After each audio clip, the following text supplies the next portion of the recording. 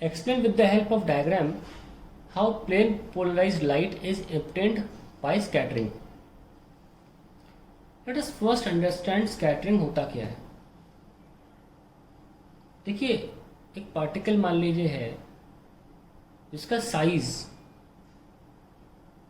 x मान लीजिए should be slightly और almost equal to the wavelength of incident light. तब ऐसे में the absorption and re-radiation of light by particles of size less than or almost equal to wavelength of incident light is called scattering. ना scattering से polarisation कैसा होता है। देखिए, जब पार्टिकल था इस पे लाइट आती है, हम जान चुके हैं कि अगर 2D में दिखाना है तो अपनी सहूलियत से हमने सारी वाइब्रेशंस को सिर्फ 2 वाइब्रेशन में कन्वर्ट कर लिया वेक्टोरली ऐड करके, और एक वाइब्रेशन प्लेन ऑफ पेपर और डॉट वाली अंदर बाहर वाली वाइब्रेशन है।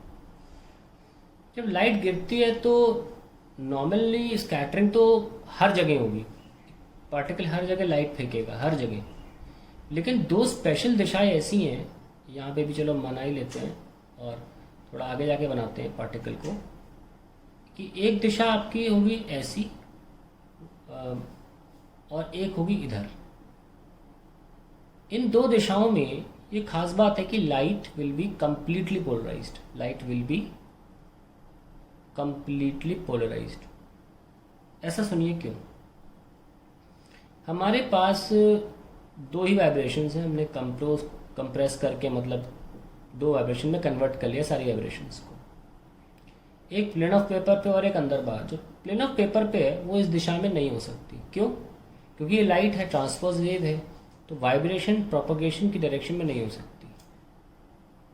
और सिमिलरली यही कारण इसमें भी है कि इधर वाली में सिर्फ डॉट वाली यहाँ तो डॉट वाली होगी ना, होगी ये वाली हो नहीं सकती, बना लीजिए, और यहाँ पे एरो वाली होगी क्योंकि डॉट वाली नहीं हो सकती, क्योंकि डॉट वाली अंदर बाहर है और ये दिशा भी अंदर बाहर है। तो देखिए आप यहाँ पर एक तरह से इसने लाइट के 2 वाइब्रेशंस को डिवाइड कर दिया स्कैटरिंग ने। डॉट वाली ऊपर भेज दी और एरो वाली इधर भेज दी। So let's write this whatever I am trying to say. हम बना सकते हो यहाँ पे भी कि ऐसे ऐसे, यहाँ तो एरो वाली जा नहीं सकती, यहाँ सिर्फ डॉट वाली जाएगी, यहाँ केवल एरो वाली जाएगी, क्योंकि डॉट वाली अंदर बाहर है, वो यहाँ नहीं आ सकती। क्या कहते हैं इसको? During scattering in 2 directions perpendicular to direction of incidence, perpendicular to directions of incidence,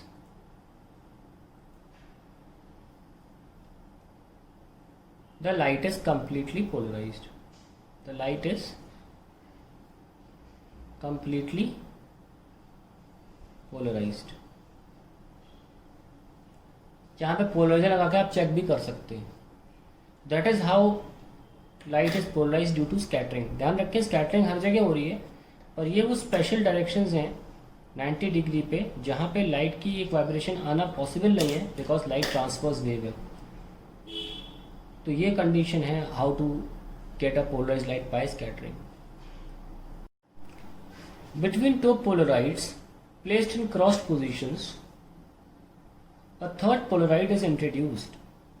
The axis of the third polaroid makes an angle 30 degree with the axis of first.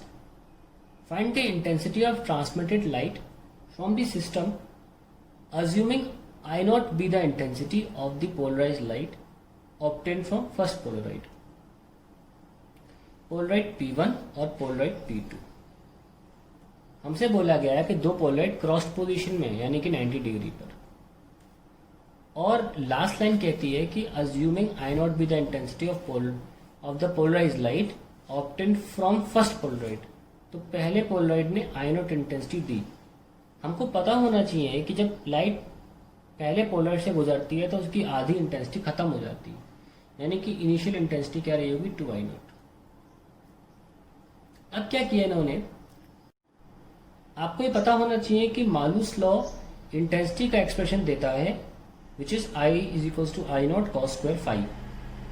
Phi is the angle between the two polaroids, यानी कि अगर ये दो Polaroid होते केवल, तीसरा वाला नहीं इसके बीच में डाला गया होता, तो इनके बीच में 90 डिग्री, ऐसे में यहाँ इंटेंसिटी क्या हो जाएगी 0, है ना, 0 हो जाएगी इंटेंसिटी, क्योंकि हम जब 90 डिग्री डालेंगे cos 90 0 होता है। तो इन्होंने क्या किया, एक तीसरा पोलराइड ले आए P3, जिसने P1 से डॉटेड बना लो लाइन, एंगल बनाया 30 डिग्री, 30 डिग्री एंगल बनाया P1 से। ओके, तो यहाँ पे लाइट क्या होगी, मालूस लॉ के हिसाब से पिछली वाली इंटेंसिटी का cos square of the angle between the to 30, जो कितना आया cos 30 रूट 3/2 होता है, तो 3/4 हो जाएगा, तो 3/4 टाइम्स ऑफ आई नॉट। तो 75% लाइट खत्म हो गई और 75% लाइट ट्रांसमिट हो गई, तो 3/4 आई नॉट। और P3 और P2 के बीच में एंगल कितना है, बिल्कुल P3 को बना लो हल्का सा ऐसे, वो 60 होगा, क्योंकि P2 तो 90 डिग्री पर है ना पहले वाले से, तो वजह वो एंगल 60 हुआ। तो P3 बना लिया हमने, ये रहा, और यहाँ पे इंटेंसिटी 3/4 आई नॉट है, तो we can write 3/4 times of I not previous intensity, और इन दोनों पोलराइड्स के बीच का एंगल cos स्क्वायर 60, cos 60 1/2 होता है, स्क्वायर करेंगे 1/4, so we are getting 3/16 I naught. That is the final answer. Now इसको हम जल्दी भी कर सकते हैं, इसे आपने यहाँ डायरेक्ट निकालना, कैसे करेंगे, सीधे I naught cos स्क्वायर, ये मान लीजिए 30 डिग्री है ना, तुरंत cos स्क्वायर 60 भी लिख लीजिए डायरेक्टली। वैसे इसे लंबा करके डायग्राम में दिखाने की बिल्कुल ज़रूरत नहीं है, अगर आपको ऐसे करना है वैसे भी कर सकते हैं, आपको आंसर वही आ जाएगा I naught into 3/4 into 1/4, that is 3/16 I naught. ऐसे ज़्यादा क्लियर हो जाता है समझाते वक्त, इसलिए मैंने ऐसे किया।